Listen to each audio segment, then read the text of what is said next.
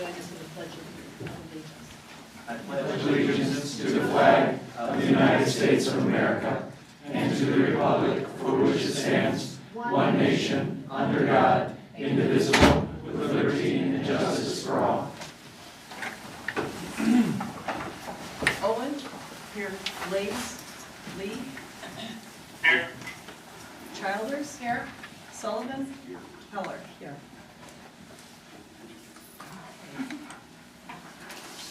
We begin with the best part of the meeting, the evening, and that is for the 207 Best for Electives and Performing Arts. So we'll start with South. Could you introduce your person from South? I'd like to introduce Sarah Householder as our 207's Best for Performing Arts.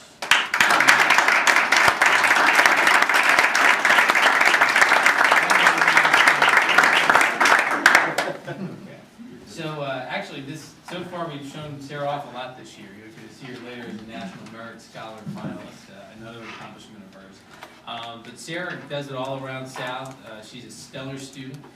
She's taken our most rigorous classwork. She's got a 4.89 GPA.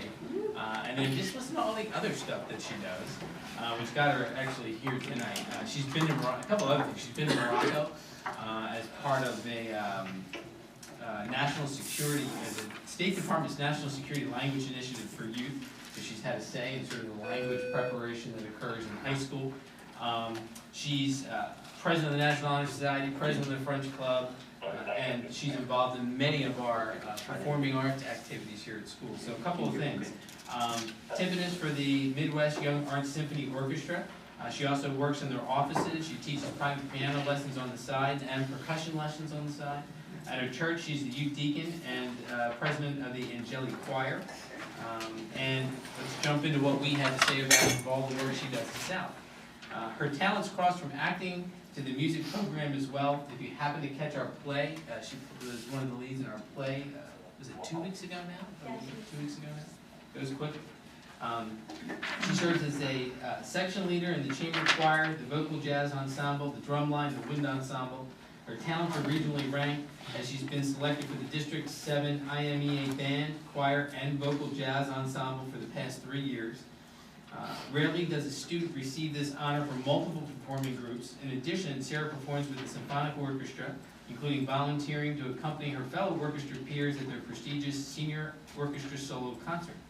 Throughout all these classes, rehearsals, and performances, her enthusiasm, camaraderie, and responsible nature exude. She never looks back on a commitment she made. This past January, our thespian students traveled to the Illinois High School Theater Festival in Bloomington Normal. The festival fell on the weekend, and of course, she has other commitments on the weekend to the community. Sarah made sure she got to ISU, performed with us, back for her performance back up here in this area, and then back down to ISU again. To show her commitment, not only the commitment she makes to others, but her commitment to music as well. It portrays a great example of being just 100% committed to everything she does. Her teachers and peers describe her as unselfish, dependable, talented, enthusiastic. She's got a unique, unexpected sense of humor that we're gifted to see each year as she serves as the trunk head writer for the annual variety show, writing scripts and performing comical interlude scenes that students talk about for years. Sarah's a true asset to our fine arts department, so we're very proud of you, Sarah. She's just a winner in everything she does. She goes after it wholeheartedly. If you saw her 2 weeks ago in the play, just her kind of, the way she delivered her comedic lines, got some laughs in a very serious setting, which I think is unique, and it was a play that was 70 minutes long with every actor on stage for the entire time, just kind of waiting to plug in their scenes. So it was pretty intense, and I have to say I was very, very impressed by your work and the work of the other kids. So I've had the pleasure of congratulating her several times this year, and I'm sure this won't be the last one tonight. She's a star on our stage, a star in the classroom, and a total package. Just a dynamic young woman with many talents, and we're very proud of you. So thank you, Sarah.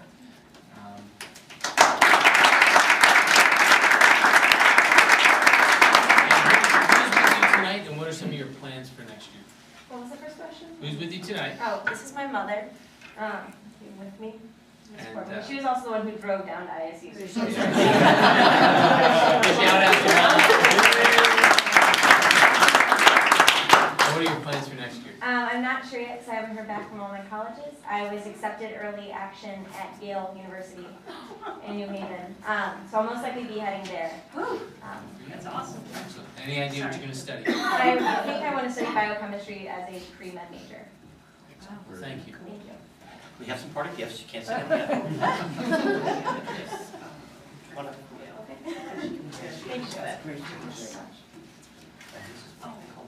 Thank you. Enjoy that. It is heavy. Congratulations.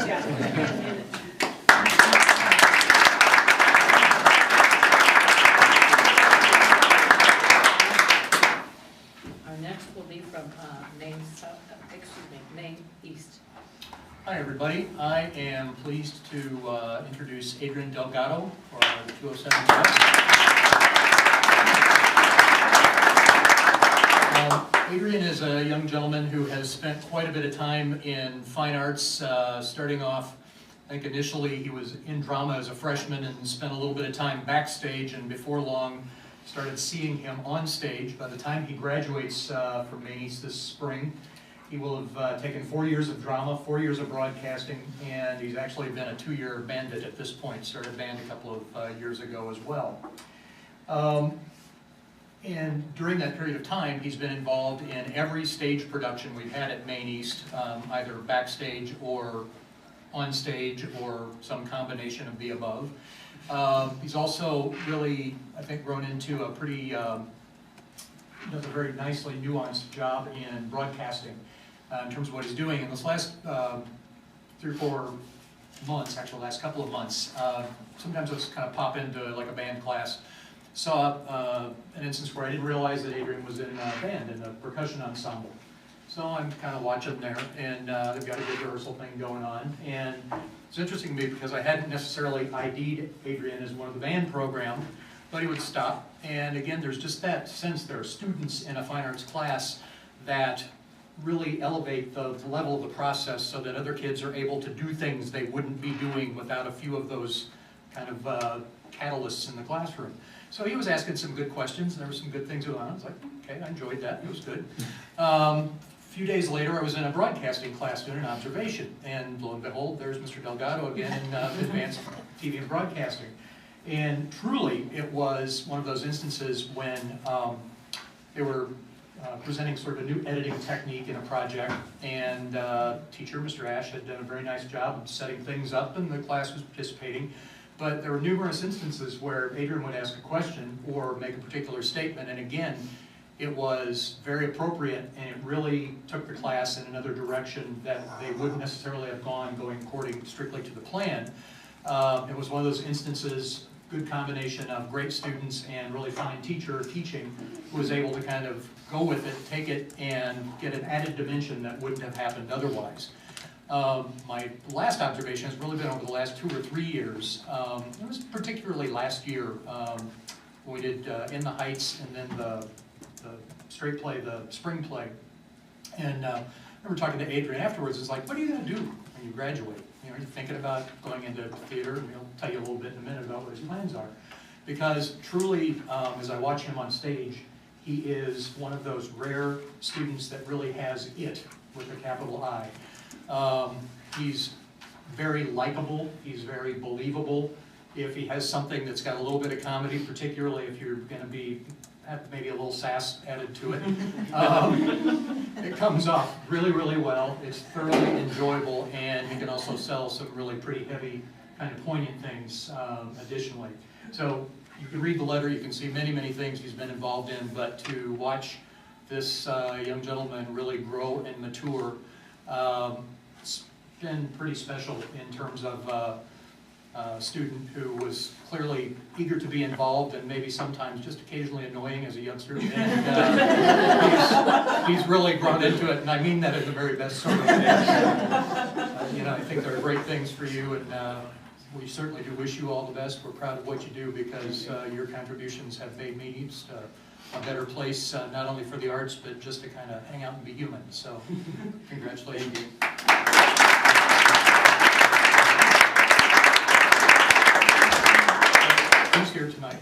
Hi. My mom's actually here. My sister's right here. And a couple other people you work with there a little bit? Yeah. I've actually worked with one of other 207's best in an out-of-school production of Seussical, so that was kind of interesting to kind of come in and see, like, oh, it's nice to know that, like, Cool. yeah, you know what I mean. My plans for next year? Yeah. I'm going to UIC. I've been accepted. It's a school that I really wanted to go to. It's in the area, which is something I really looked into. I'm going into my undergraduate studies for communications, and then eventually into advertising or public relations, something like that. Something definitely working with people, because that's just, I feel, one of my strong points, and I just really enjoy working with different people and learning different things and aspects about people and how they interact. Very good. Congratulations. Thank you.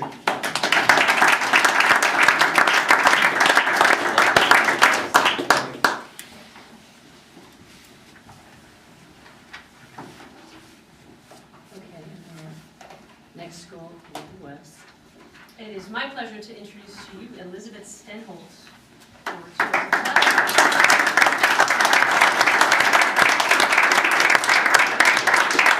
I wrote in my letter to the board that Elizabeth is a rising star at Maine West, but I need to correct that and say she's already a star.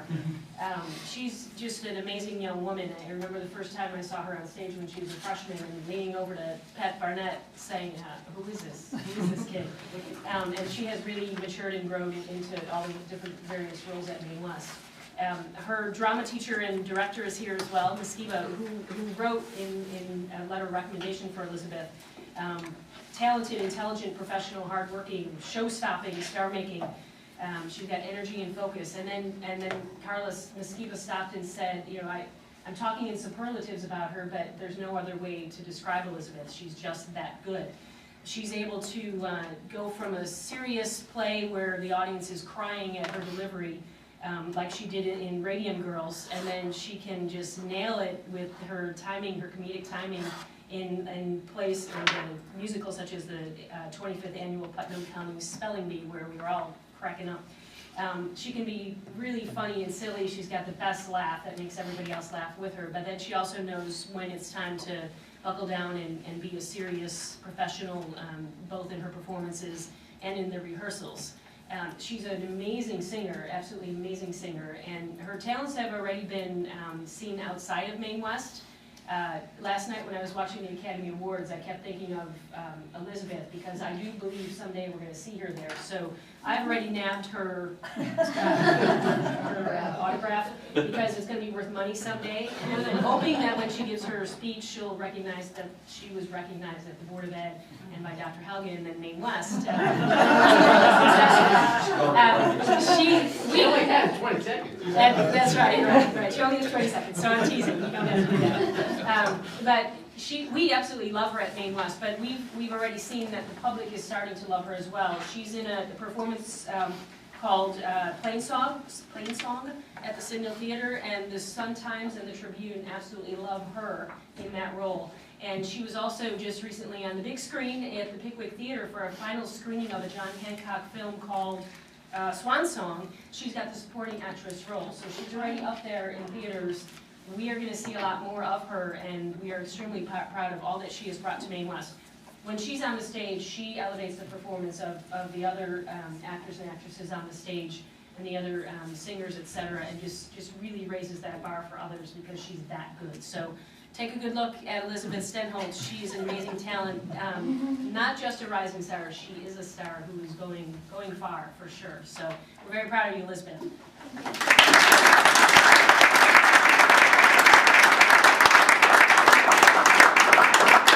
So introduce who is with you and then tell us what you're up to.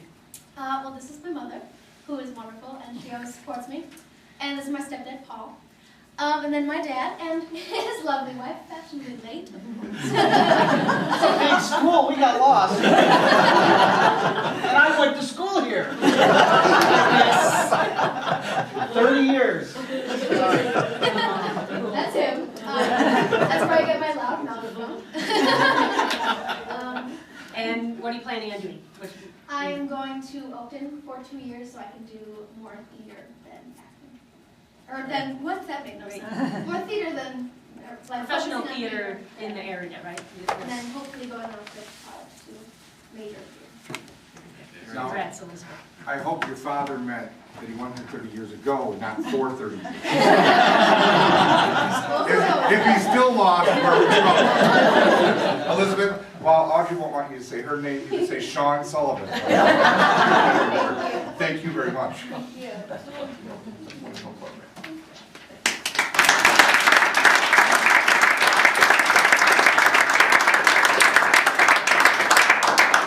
I'd like to thank the parents of these lovely students and the rest of the family for lending them to us for 4 years. It's been a treat, and we will miss you. At this point, if you choose to ease on down the road, because there is school tomorrow, that's perfectly fine.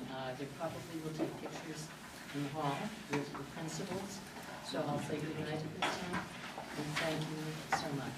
Thank you.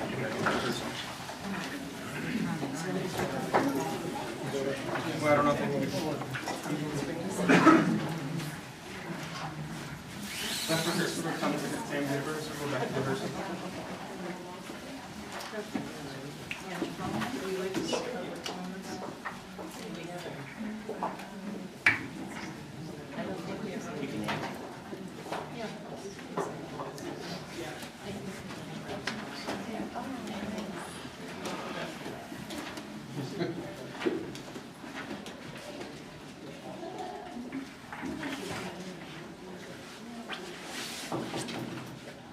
Do we have any communications, public report?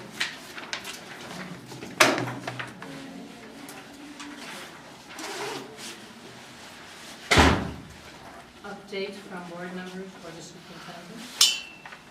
Nope. Education committee? No, that was not. We heard an absolutely amazing report from Hank on the technology. And I'm sorry you weren't all here to hear it, but don't worry, he'll bring it back and we'll hear it at one of our meetings. Just amazing what we've been able to do. Okay, next we have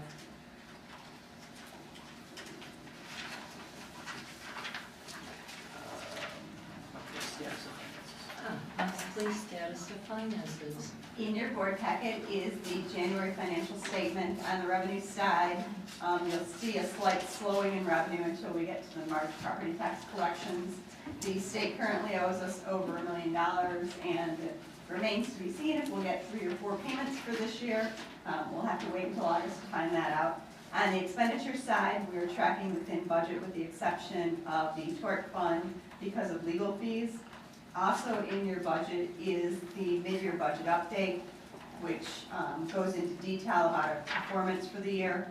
On the revenue side, we will be getting about $800,000 less in corporate personal property replacement tax and about $570,000 less in special education revenue. On the expenditure side, we'll have those legal fees, as I talked about, should be about $300,000 over budget. We were surprised this year because we finally got our construction grant money, over a decade old, but you know, who's counting? That added $1.9 million, about 2 decades almost. 19 years. So at this point, we are projecting largely because of that construction grant fund money, a surplus of $5.8 million. Our budgeted surplus was $5.5. I'll take any questions that anybody has on either the January financials or the mid-year budget update. What is the cause of the $800,000 and $570,000 reduction as it listed? The cause of the $800,000 reduction is simply corporate personal property taxes has been going up and down. When we do our budget, they don't have the final projections out. We looked at, it's a 13% decrease over last year, but the 2 years previous that had gone up, so we budgeted about a 1% increase, thinking that that trend would slightly continue. And special ed, it has to do with our claims have gone down slightly, and they're prorating it low. Claims have gone down slightly because our costs have gone down, which is a good thing. So the amount of money that we can claim for out-of-district tuition and personnel costs have gone down. Okay. And then the question board member Lee usually asks is how are you going to turn around and offset this $1.37 million deficit that you're gonna encounter here? Well, what we're doing is we continue to look for every way that we can. We, at this point, it's too early to see if, we generally have a number of accounts that are underspent by 1 or 2%, which causes us to have perhaps a surplus of $1 million. We would anticipate that would happen too. However, it's just too early mid-year to predict which of those accounts is going to be under budget. But we continue to seek ways to save money. So you expect to have sufficient reserves unspent out of the end of the year to cover this 1.37? Yes. No further questions. Anyone else have a comment? Okay, and I guess we'll move on to instructional services. Okay, at this time of year, we always bring the National Merit Scholarship Finals report to you. And you'll recall in the FAQs on the side, I'll also give you information that this whole process starts with about 1.5 million juniors in nearly 22,000 U.S. high schools who qualify for this competition through their taking the PSAT and MSQT test. We have 16,000 of those students who get designated as semifinalists. Now 15,000 of them have been declared finalists, and that's about 1% of the original amount. And beginning in March, they start determining who are going to get the different kinds of scholarships. You have there the list of the students as we know them, and also a historical table of our National Merit Finals over time. I need to make one correction. There is a typo. In 2011 for East, there should have been one student listed there, and we will make that in the So for this year, we have one student from East, 9 from South, 1 from West, for a total of 11, which is up from the number 6 from last year. So we've nearly doubled the number in this last year. Are there any comments? Very wonderful. And we have Sarah, who's here. Yeah. Sarah? Yes, she's on the list. Yes. Okay, then we shall move on. Thank you. Other items, which would be the FOIA. We have 5 requests this past month. All have been either processed or are in progress of being processed. And the policy and procedures would be next. We have talked about several of them already. Yes. So before you, we've got the alternative credit policies, which have been in front of the Education Committee at least 2 or 3 meetings. These are policies which provide the description of how many credits the board has allowed in the past for students who are taking correspondence or what we're now going to call online courses or transfer credit or from post-secondary courses from accredited colleges, universities, and specialized schools.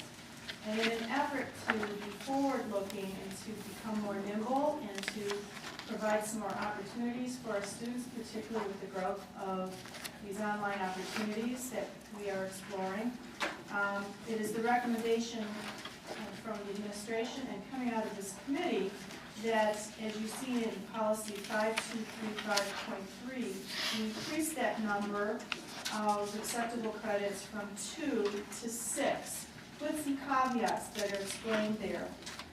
Of the 6 full credits, we are still saying that only 2 full credits can satisfy credit requirements in core academic areas, being English, math, science, and social science. And of course, they still need to be from district-approved institutions. So that's one major change for you to look at. If you page forward, the change in 5236, what's crossed out there is not really a change in practice. It's just those are sort of procedural things. It's more appropriate for us to put a procedure rather than leave it here in policy about evening high school. So that's why 7 and 8 are crossed out. If you go on to the next 2 policies, the change there is about how those grades for those 6 credits will be counted or not within the GPA. And I would point out to you, for example, particularly 5237.4, where we are delineating here that these approved correspondence online and post-secondary non-core elective courses, so in other words, those that wouldn't be in English, math, science, or social science, will be awarded a grade of pass or fail. That's no change. A passing grade will not be counted in the student's GPA, but a failing grade will count. That's no change. But this next part is a change. Core courses that are taken in those four core areas, English, math, social science, and science, will be awarded a non-weighted grade on a 4.0 scale, which will be counted in the GPA.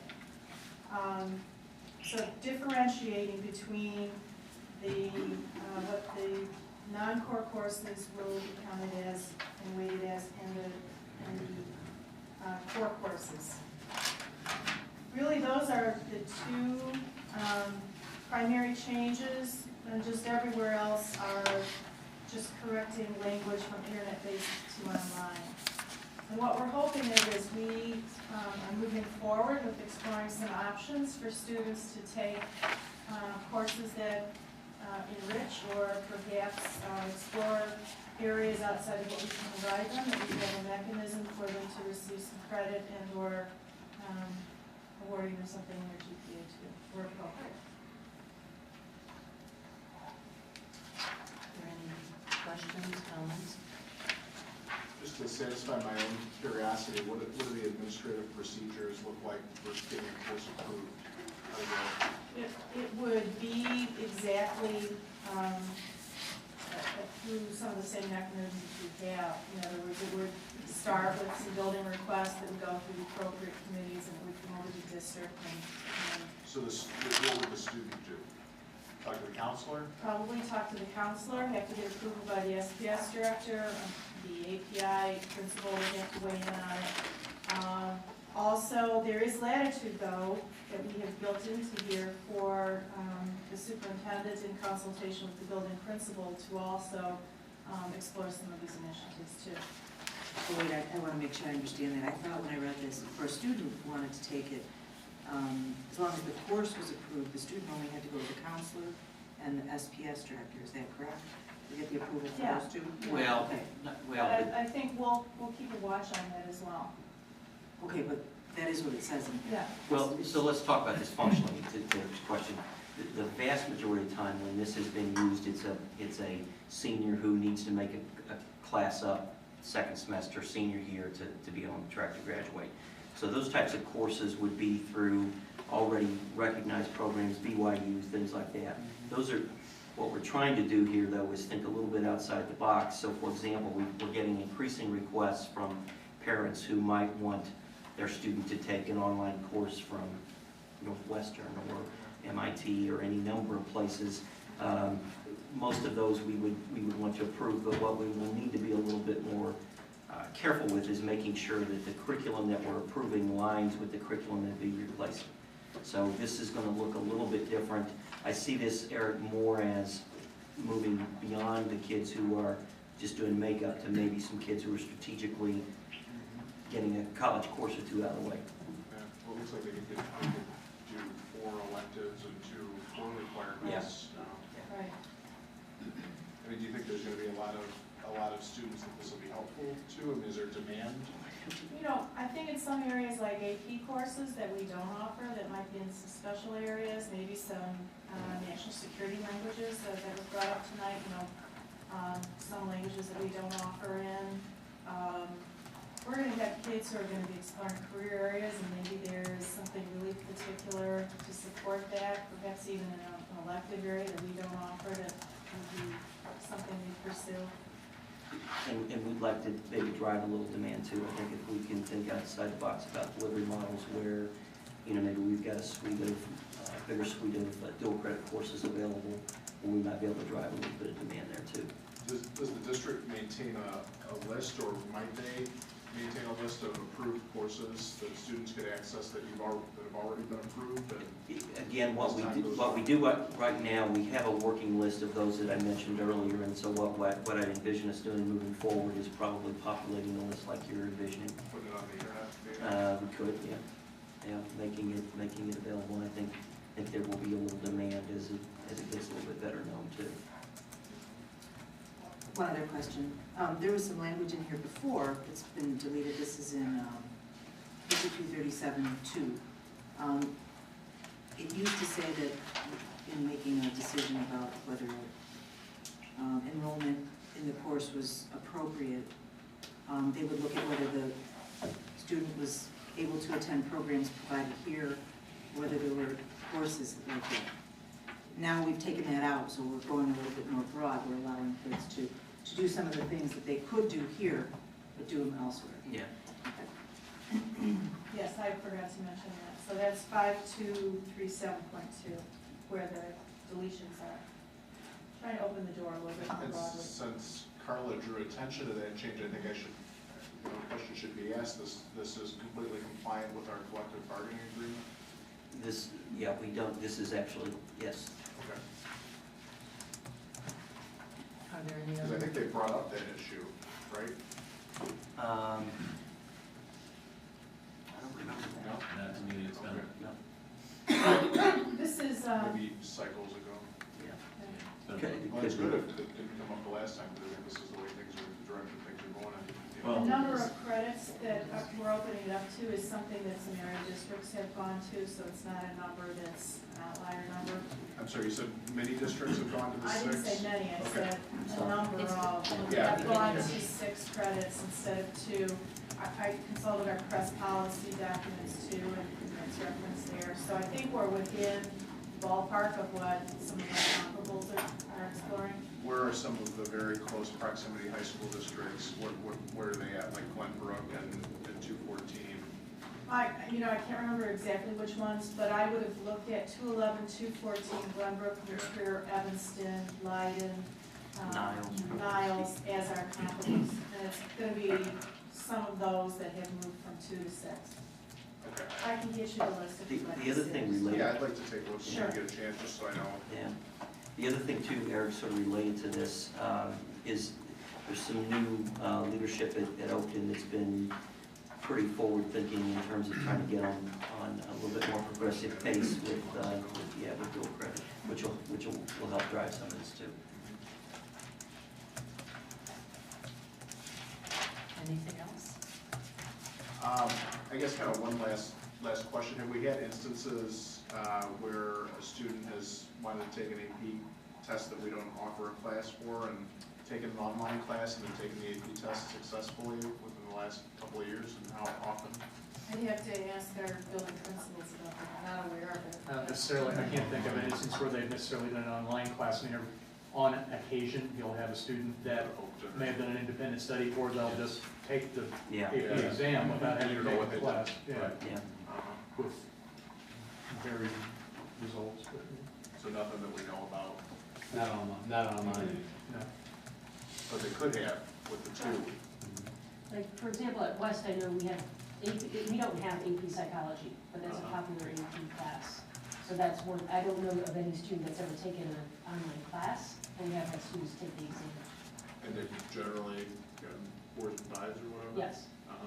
So they're doing something, obviously. Yes, like a Studying prep something. class or something, yeah. But see, that might be exactly the type of application for which this would work well.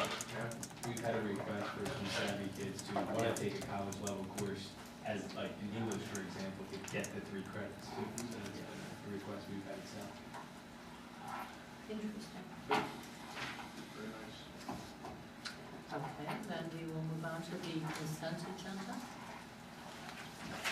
Do we have a motion? So moved. Do we have a second? Second. Any conversation on this one?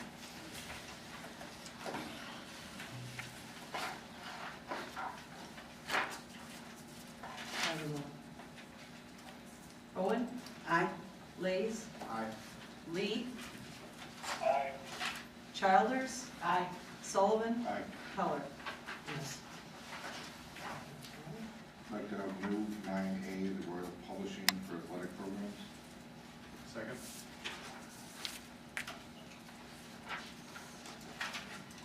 Do you want to do them separately, the contracts? I'll move 9A, B, and C, Royal Publishing, Subtran Plus contract extension, and the Call One ISD PRI call service. Oh, D, talent add. I'll accept that. Okay, do we have any comments on this? Or should we move to? Call the roll. Blaze? Aye. Childers? Aye. Owen? Aye. Sullivan? Aye. Lee? Aye. Heller? Aye. Let's see. We have a new club.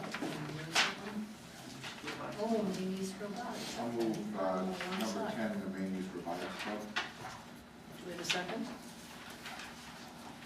Second. Thank you. Any comments? Okay, call the roll. Sullivan? Aye. Owen? Aye. Blaze? Aye. Lee? Aye. Childers? Aye. Heller? Aye. Okay, 11 is the use of facilities. I'll move the use of facilities at Maine East for the purpose of the fireworks on July 9th, 2014, with the vacation later. Second? Any comments? Call the roll. What date did you give? July 3rd, July 3rd, 2014. okay. I said 9, okay. Could be the I 9th. went to nine. If it Sorry. rains. Maybe it's gonna rain. It's prediction. That's a pretty good prediction. At this point, no, my Yeah. But just to clarify, I'm moving July 3rd, 2014, for fireworks with a rain date should be determined later. And we have a second for the call the roll. Childers? Aye. Lee? Aye. Blaze? Aye. Owen? Aye. Sullivan? Heller? Aye. Calendar items. Okay, we have the North dinner on the 19th of March. We've sent in our registration. Not yet. Yeah, so We're looking for, anyone to attend, and it's a program on salary schedule. District will change their salary schedule pretty soon. For different district, but it will relate like a district program. if anybody wants to go, please let me know. And, You've, Yes. I've gotten your request, Jen. Thank you. Anybody else going in? Yeah. I'll be there, Jen. We should have a few there, Jen. Ken, are you going? I'll be there. It's St. Joseph's Day, I don't know. Hope they serve Italian. It's at European Crystal in Arlington. They have to change the name. The Rolling Meadows. Yeah. I'll talk about it this week. It's Tuesday. It's a Wednesday. Wednesday. Check my calendar. Okay, March 28th through the, is Institute Day. The 31st through April 4th is spring break. Do we have a finance committee meeting scheduled for March? Yes, we do, March 13th. And we'll be at Buildings and Grounds one. What time? At 5 p.m. What's your duration you need for buildings and grounds? We've got capital, we've probably hour and a half. Again, it depends on the number of questions. And what's the duration for finance on this? Finance should be short this month, so we could do back to back. Do them both on the same night. Sounds good to me. Okay, when is the date we're going to do? March this? 13th. 13. Yeah. Jen? Yeah, March 13th. Actually, I don't have to schedule with me, so, roughly what time are we talking about, 5? Yeah, it'd be 5 o'clock, and then we have a short finance committee meeting followed by a buildings and grounds committee meeting as soon as finance is over. We should be gone by 6:30. Yeah, buildings and grounds probably start about 5:30. At the latest. We'll call them both up right after, one after the other. But the temporary, I'll work on my best to try to, Okay, we'll send you a reminder. So you'll do the buildings and grounds immediately to follow. Yeah, sure. Just in case finance is super short. Okay, April 7th is the regular board meeting. April 10th is the District 207 Foundation dinner, and we could all attend, it would be very nice. I believe it's $60. It's always a lovely event. The 14th, That's a tentative meeting that we may not meet, probably not meet. okay. We want to have a policy. Okay, and when would, that, Do you have any thoughts? I'm okay every day, because they're all going to be evening, I'm assuming. who's on policy? Jim and Sean. What date? Don't know yet. Why don't we, What's good for you? The 13th at this point. At 6:30. actually, that's not a bad idea, The if 13th? you're glutton for punishment. Jim? If Jin's gonna be He here doesn't already know anyways, yet. right, but Okay. he's gonna be We'll here send already him a anyways. reminder. Okay, well, Jen, we may add a policy meeting on the 13th at the end of Buildings and Grounds. Okay. Well, they look up better because I do have a presentation at the DePaul University from, I believe, 3:30 or 4 p.m. to like roughly 5:30. That's what I'm kind of not certain about this particular day. Okay. Okay. Okay, Well, let's put it tentatively for that. Yeah. tentative, very good. Is there anything else? Do we need an education meeting? I think it would be good for us to have the placeholder again on April, when is our next board meeting, 7th? So if we could say 5:45. We have a couple ideas we're tossing around, things that we need to bring before you. I'll be on the phone for that meeting. Okay.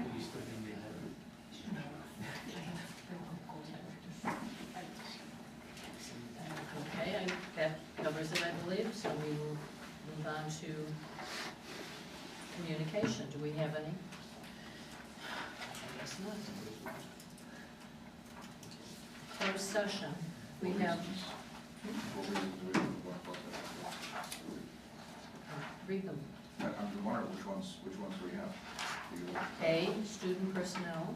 B, review of closed session minutes. C, appointment, employment compensation, discipline, performance, or dismissal of specific employees. Collection negotiation matters for E and F. Setting a price for a sale or lease of real estate. Then I will move A, B, C, E, and F for closed session.